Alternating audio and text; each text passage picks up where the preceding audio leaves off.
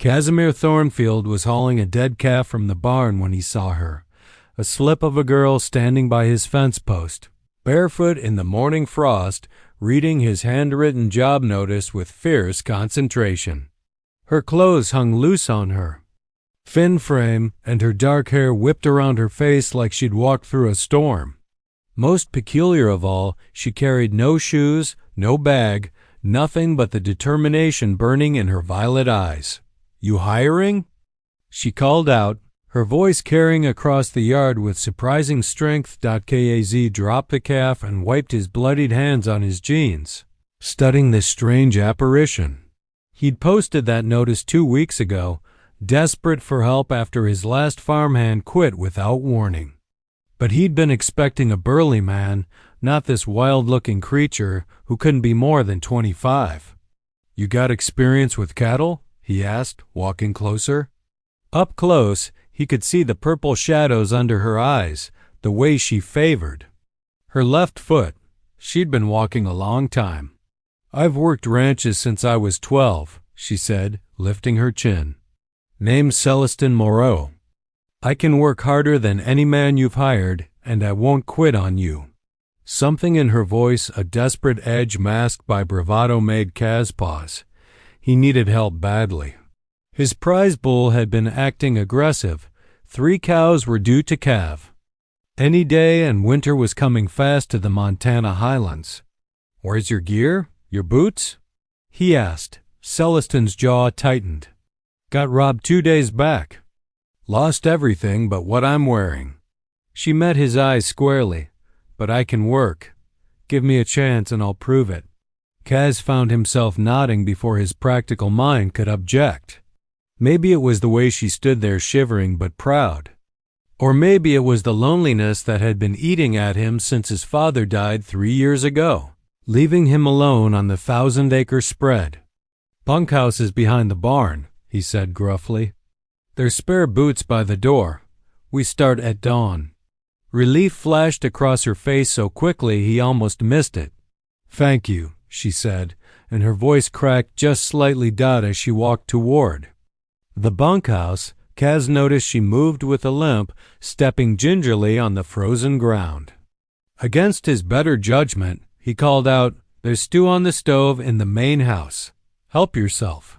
She turned back, surprise written across her delicate features. "I thank you, Mr. ... Kaz, just Kaz."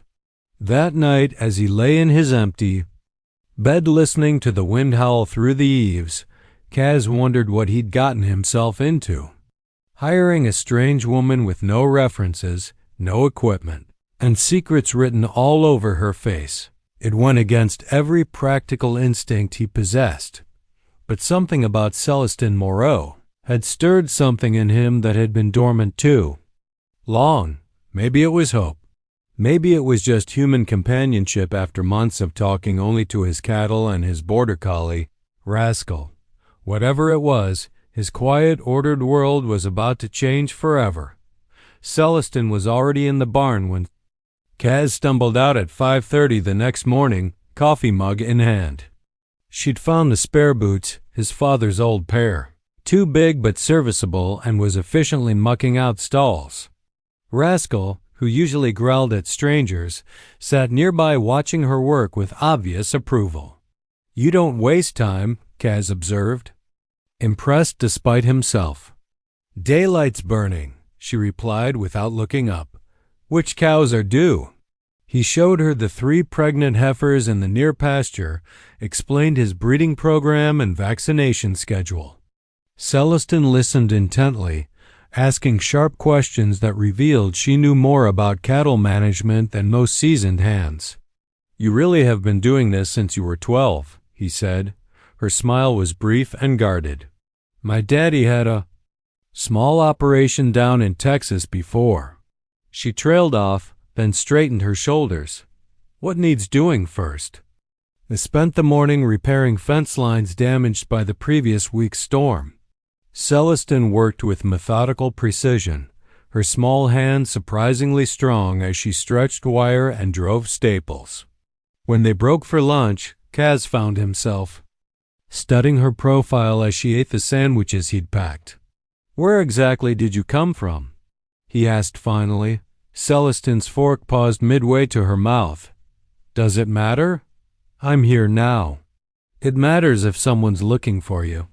The color drained from her face. "No one's looking for me," she said too quickly. "I mean, there's no one to look." That afternoon, his prize bull Goliath got loose from the north pasture. The massive Angus had been increasingly aggressive lately, and Kaz's heart hammered as he and Celestine approached the 2,000-pound animal. Goliath pawed the ground, head lowered, clearly agitated. "Stay back," Kaz warned, but Celestine was already moving, circling wide with her arms relaxed at her sides. "Easy, big boy," she murmured, her voice low and soothing.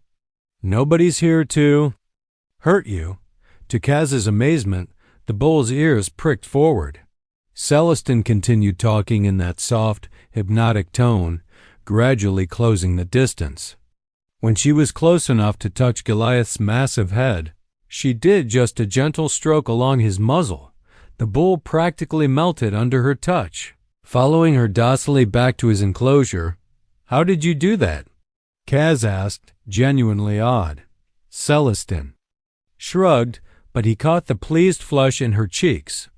"Animals know when you're not afraid, when you understand them." That evening, as they sat on his porch sharing a beer and watching the sunset paint the mountains gold and crimson, Kaz found himself relaxing for the first time in months. Celestine had shed some of her wariness, laughing at Rascal's attempts to charm food scraps from her. "This is beautiful country," she said softly, gesturing at the vast expanse of rolling grassland stretching to the horizon. "Gets lonely, though," Kaz admitted, "especially in winter." She was quiet for a long moment. "Lonely's not always bad," she said finally. "Sometimes it's safer." There was pain in her voice, old and deep. Kaz wanted to ask, to understand what had brought her to his ranch with nothing but the clothes on her back. But something in her posture warned him off. Instead, he said, "Well, you're welcome to stay as long as you want." Celestine turned too. Look at him, surprise and something else gratitude. Hope flickering in her violet eyes. "Just like that?" "Just like that." For the first time since she'd arrived, she smiled without reservation, and Kaz felt something shift in his chest, like a door opening after being locked for years. 3 weeks passed in a rhythm that felt surprisingly natural. Celestine proved to be the best hand Kaz had ever hired, intuitive with the animals, tireless in her work, and possessed of an almost supernatural ability to predict weather changes. She could spot a sick cow from 50 yards away and had a gift for gentling even the most stubborn livestock. But she remained a mystery wrapped in defensive walls. She never mentioned her past, beyond vague references to back in Texas, when mail came addressed to occupant. She studied it with nervous intensity. And sometimes, late at night, Kaz would see her silhouetted in the bunkhouse window, staring out at the dark road as if watching for something or someone. The first crack in her armor came on a Tuesday morning when they found one of the pregnant heifers in distress. The calf was breached, and without immediate intervention, both mother and baby would die.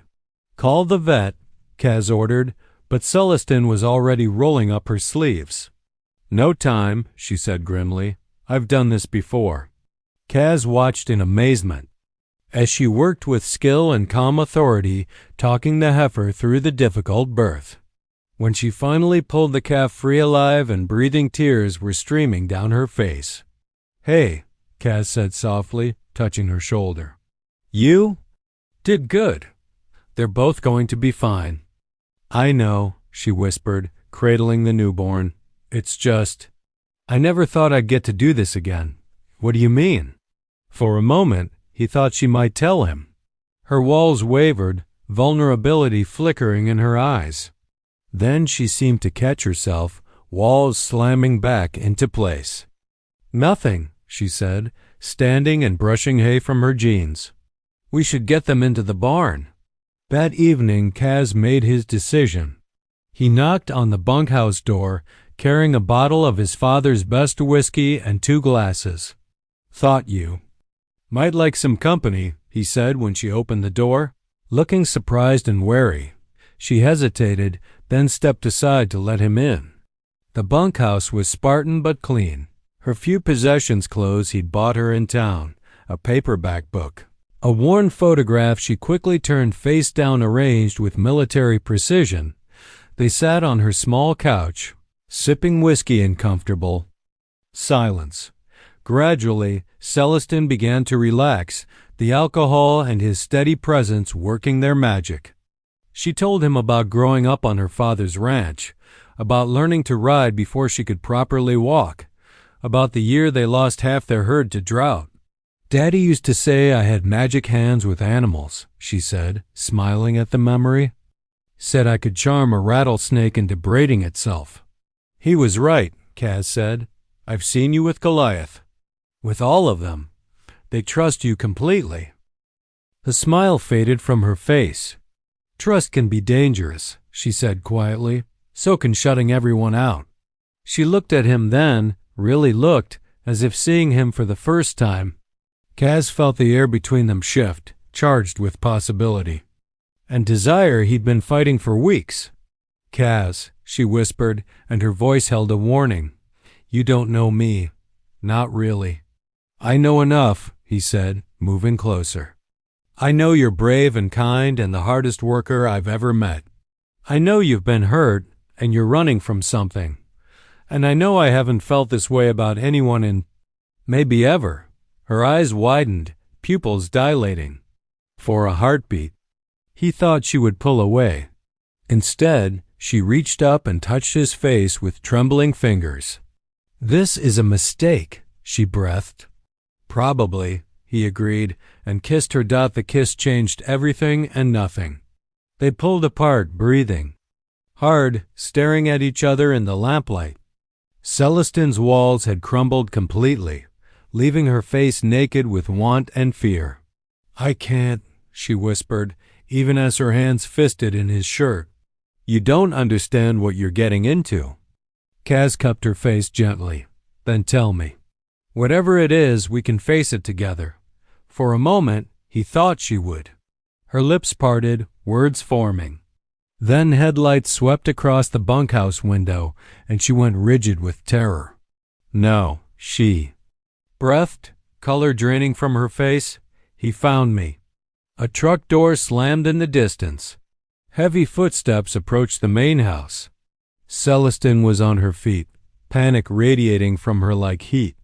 "I have to go," she said, grabbing her jacket. "Right now. Like hell." Kaz stood, blocking her path. "Who is it? Who are you running from?" "My husband," she choked out. "Ex-husband. He's Kaz, he'll kill us both if he finds me with you." The words hit Kaz like a physical blow, but not for the reasons she expected. "You're married?" "Divorced, supposedly." Tears streamed down her face. "But Damon doesn't accept divorce. He doesn't accept anyone leaving him, ever." A fist pounded on the front door of the main house. A man's voice, rough and angry, shouted Celestin's name. "He tracked me down once before," she whispered. "Put me in the hospital for 3 weeks. That's when I ran, but he has connections, private investigators. He said he'd hunt me to the ends of the earth." Kaz understood now, her limp, her jumpiness around strangers, the way she watched the road at night. "You should have told me." Would it have mattered? He pulled her against him, fierce and protective. "It would have mattered because I could have protected you sooner." The pounding intensified. "I know you're in there, you ungrateful bitch." The voice was slurred with alcohol and rage. "Get out here now or I start shooting." "The bunkhouse has a back window," Celestin whispered urgently. "I can slip out, circle around to my truck. You're not running anymore." Kaz's voice was calm, deadly. "Go to the bedroom, lock the door, and don't come out until I say." "Kaz." "No, he's dangerous. He has a gun. So do I. He kissed her hard, desperate. Trust me. She nodded, tears flowing freely, and disappeared into the bedroom. Kaz heard the lock click just as the front door of the main house exploded inward. Slipped out the bunghouse's front door and circled around, staying in the shadows. Through the main house windows, he could see a large man with graying hair ransacking his living room, shouting Celestin's name. Kaz entered through the kitchen, moving silently until he was close enough to press his father's old shotgun against the intruder's spine. Looking for something? He asked conversation allied. The man froze, then slowly raised his hands. Just my wife, friend. Family business. Your ex-wife, Kaz corrected. And she's under my protection now. You got no idea what you're messing with, cowboy. The man's voice dripped with threat. That little whore belongs to me. I've got legal papers. The shotgun barrel pressed deeper. Keep talking and you'll be picking buckshot out of your teeth. Turn around. The man turned, and Kaz got his first look at Damon Moreau. He was bigger than Kaz by 40 pounds, with the soft bulk of someone who relied on intimidation rather than honest work. But it was. His eyes that made Kaz's finger tighten on the trigger cold, entitled, the eyes of a man who'd never been told no. She tell you about her little problem? Damon sneered. The drinking? The lying? The way she spreads her legs for any man who shows her kindness? Kaz smiled, and it wasn't pleasant. She told me about you, though. About the hospital. About how? You like to hit women. Something flickered in Damon's eyes, surprise that Celestin had spoken of it, then rage. She had it coming. Wives need discipline. The shotgun butt connected with his jaw, dropping him to his knees. Blood poured from his split lip. Get up, Kaz ordered. Get back in your truck and drive away. If I ever see you on my property again, they'll need dental records to identify you. Damon struggled to his feet, hatred burning in his eyes. This ain't over, he spat. Yeah, Kaz said quietly. It is. After Damon's truck disappeared into the night, Kaz found Celestin huddled in the bunkhouse bedroom, shaking uncontrollably. He gathered her into his arms, feeling her heart hammering against his chest. He's gone, he murmured into her hair. I sent him away. He'll be back, she whispered. He always comes back. I should never have stayed. I should never have put you in danger. Hey. Kaz tilted her chin up, forcing her to meet his eyes. I can handle Damon Moreau. What I can't handle is you leaving. You don't understand. He has money, influence. He'll make your life hell until you give me up. Let him. Try. Kaz's voice was granite hard. This is my land, my home. And you're under my protection now. They spent the night talking, Celestin finally telling him everything.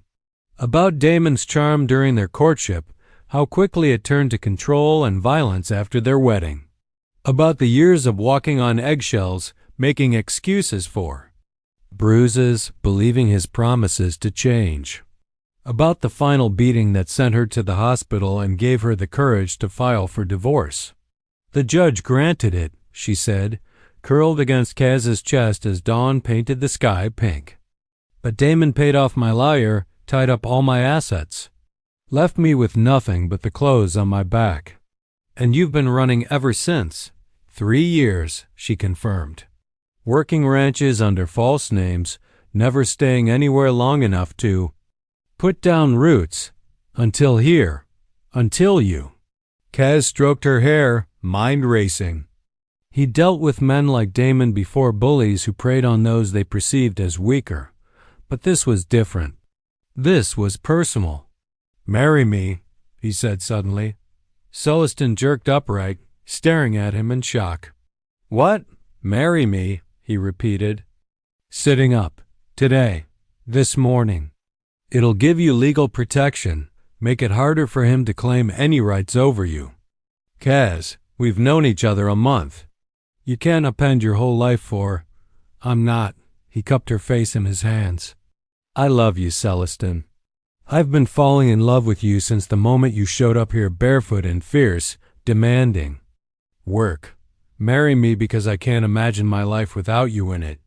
Tears spilled down her cheeks. I love you too, she whispered. But no buts, just yes. She searched his eyes, finding only sincerity and determination. Finally, she nodded. Yes.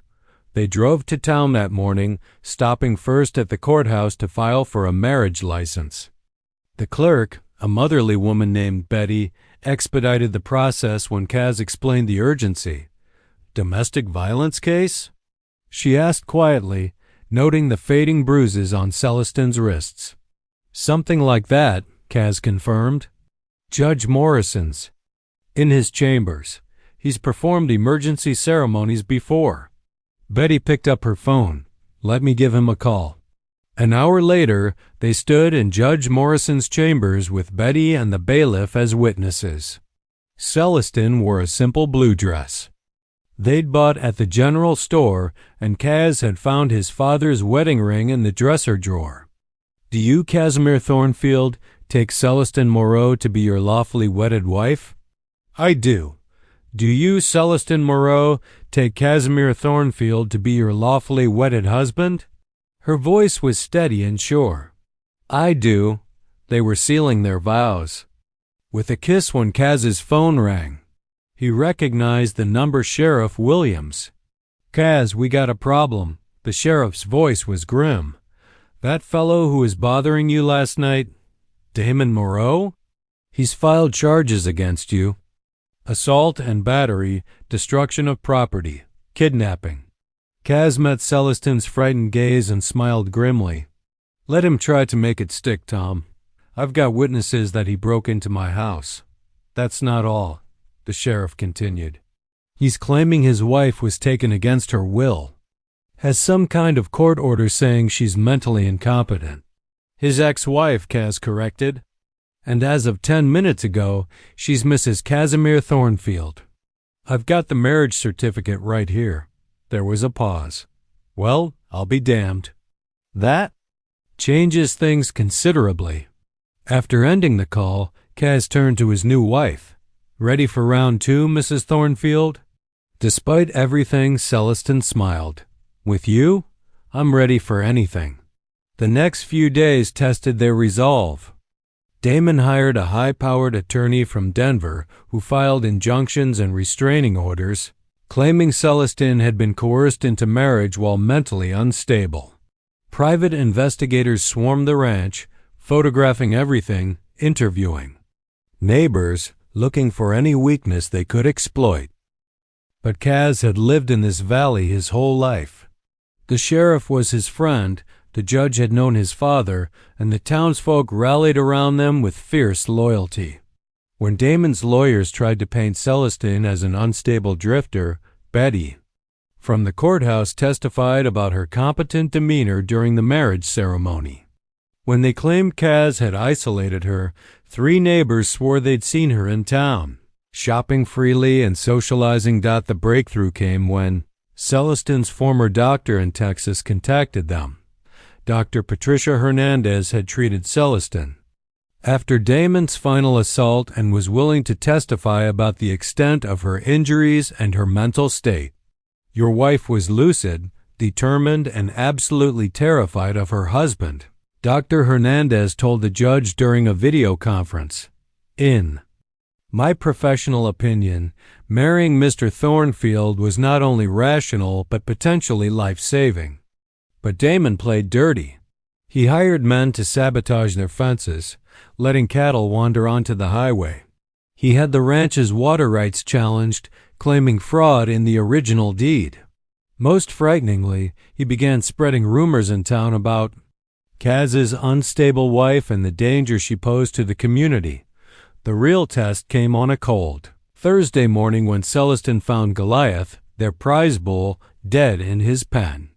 The veterinarian's examination revealed poison A, slow-acting compound that would have caused the animal excruciating pain before death.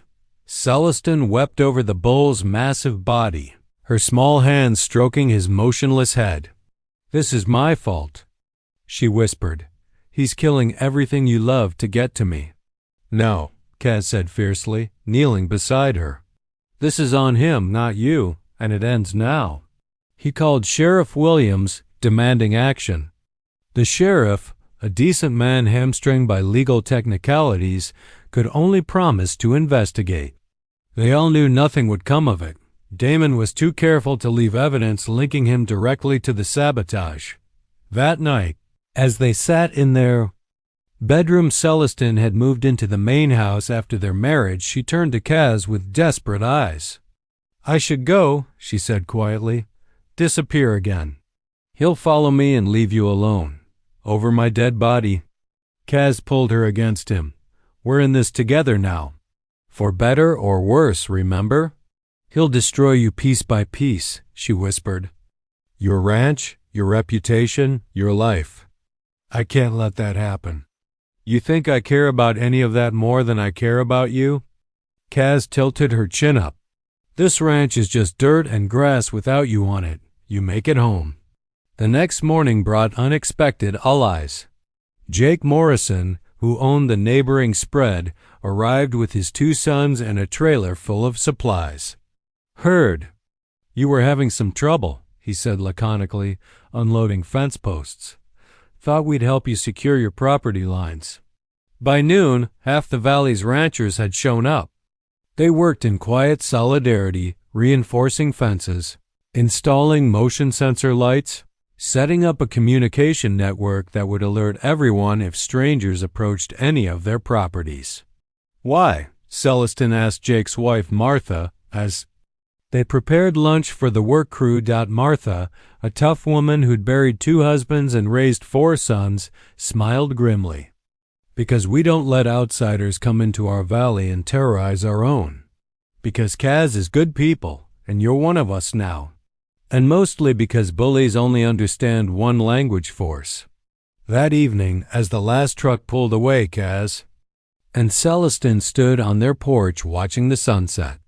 The ranch was fortified now, protected by more than just fences and lights. It was protected by community, by people who'd chosen to stand with them. "Think it'll be enough?"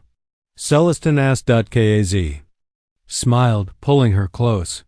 "It'll have to be. Because I'm not letting you go, Mrs. Thornfield. Not now, not ever." In the distance, a coyote howled, and the sound seemed less lonely than usual. More like a promise. The final confrontation came 3 weeks later, on the first real day of spring. Kaz was in the barn treating a sick calf when Rascal began barking frantically. Through the open doors, he saw a black sedan parked by the house, and his blood ran cold. He found them in his living room, Damon and 2 men in expensive suits who radiated menace despite their professional appearance. Celestin stood pressed against the far wall, her face white with terror. "Ah, the grieving widower," Damon sneered, noting Kaz's mud-stained work clothes. "Come to collect your bride?" "Get out of my house," Kaz said quietly, his hand moving toward the rifle mounted by the door. "I wouldn't," one of the suited men advised, pulling back his jacket to reveal a shoulder holster. "We're here legally. Federal warrant for Mrs. Moreau's arrest." "Mrs. Thornfield," Kaz corrected, not moving. "And on what charges?" "Fraud, theft, violation of a restraining order," Damon rattled off with satisfaction. "Seems my dear wife has been busy. Identity theft, accessing my bank accounts, stealing my property." Kaz looked at Celestin, seeing only bewilderment in her eyes. "That's impossible." "She's been with me for months, has she?" Damon's smile was venomous. "Or has she been sneaking around, using information she stole from me during our marriage to systematically drain my accounts? Funny how good she is with computers for a simple ranch hand." "I never," Celestin began, but Damon cut her off. $27,000 disappeared from my personal account last month. Transferred to an account in her maiden name.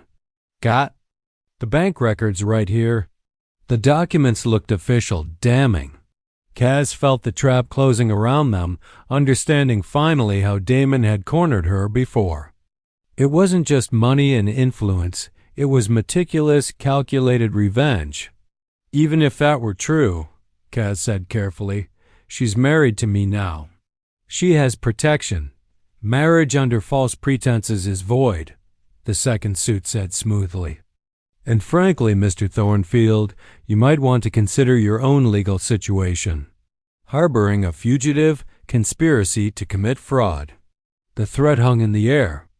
Kaz felt rage building in his chest, hot and dangerous. But before he could act, Sheriff Williams appeared in the doorway. "Gentlemen," the sheriff drawled, his hand resting casually on his service weapon. "Y'all seem to have forgotten to check in with local law enforcement." "Sheriff," the first suit said smoothly, "we have federal jurisdiction here. Do you now?" Sheriff Williams examined their credentials with exaggerated care. "Funny thing about federal warrants, they usually come through official channels." "Through?" "Me, specifically." "There must have been a communication error." "Must have been," the sheriff agreed. "See, I took the liberty of calling the FBI field office in Denver this morning. They don't seem to know anything about any federal warrant for Mrs. Thornfield." The color drained from Damon's face. "Now wait just and those bank records?" Sheriff Williams continued pleasantly. "Real interesting how they're dated after Mrs. Thornfield came to work here. Especially since I've got security footage from the bank in town showing her only making withdrawals from Mr. Thornfield's account with his express permission." The trap was collapsing, but Damon wasn't finished. His hand moved toward his jacket, and Kaz saw the glint of metal. "She's coming with me," Damon snarled. "One way or another." Everything happened at once. Damon lunged for his gun. The fake agents moved to stop the sheriff, and Kaz dove for Celestin, shielding her with his body. The gunshot seemed impossibly loud in the confined space. When the ringing in his ears stopped, Kaz found himself on the floor, Celestin beneath him, both of them unharmed. Damon knelt nearby, clutching his wrist as blood seeped between his fingers. Sheriff Williams stood over him, smoking gun in his hand. "Damon Moreau," the sheriff said conversationally, "you're under arrest for assault with a deadly weapon, impersonating federal officers, filing false police reports, and probably a dozen other things I'll think of on the drive to jail." The aftermath was swift. Damon's hired thugs, small-time criminals from Denver, not federal agents, gave up everything in exchange for reduced charges. The forged documents, the fraudulent bank transfers in Celestin's name, the systematic harassment, all of it laid bare. Damon himself, facing serious federal charges for impersonating federal agents, finally accepted a plea deal that included a permanent restraining order and a promise to never contact Celestin again.